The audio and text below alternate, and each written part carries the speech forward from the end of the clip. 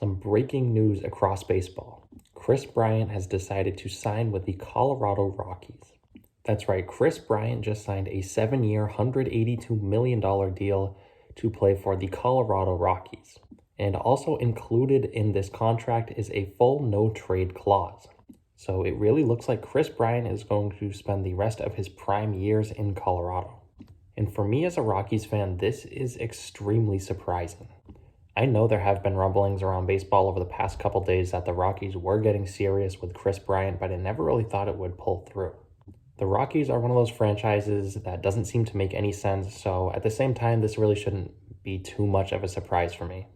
I mean, the Rockies traded away Nolan Arenado and $50 million a couple of years ago, and last year at the trade deadline, they passed up on trading Trevor Story and are most likely going to end up letting him walk and getting nothing in return. But you never know, maybe Trevor Story will sign back with Colorado. I do think it is very far-fetched, but hey, you never know. But this Kris Bryant deal is really important for Colorado because it looks like they are doing their best to win now.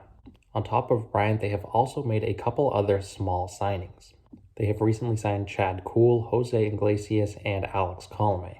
So these are by no means difference makers for Colorado, but they are pieces that could contribute to winning here in 2021 for Colorado. But getting back to Kris Bryant, I think he could have a very productive career in Colorado.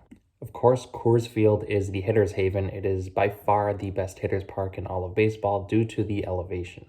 The air is extremely thin and it can turn 375-foot flyouts into, no doubt, home runs. So being a Rockies fan, I'm excited to see what Kris Bryant is going to bring to the team in 2022 and further on into his contract.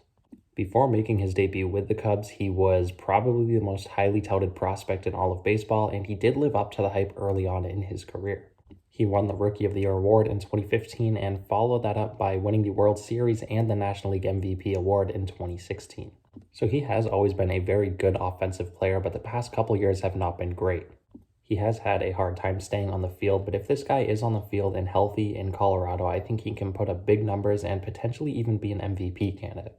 Now, defensively, as we stand right now, it looks like the Rockies are going to play Bryant over at first base. He's never really been the best defensive third baseman in the world. He has a career -4 defensive WAR, so he is a little bit below average, but I would like to see the Rockies give him a chance over there at third base.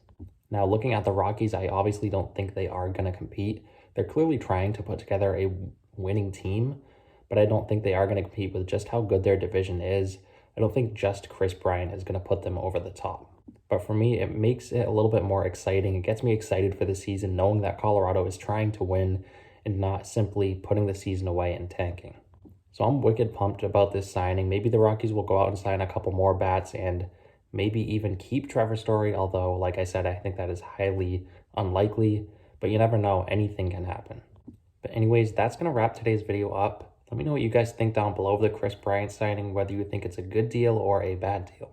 And also, I know this isn't the best quality in the world. I just wanted to get a quick reaction video up because, as I said like 10 times in this video, I'm a big Colorado fan. But if you guys do enjoy the content, feel free to subscribe. I'm going to continue to post a lot more videos here as we head closer to the 2022 season.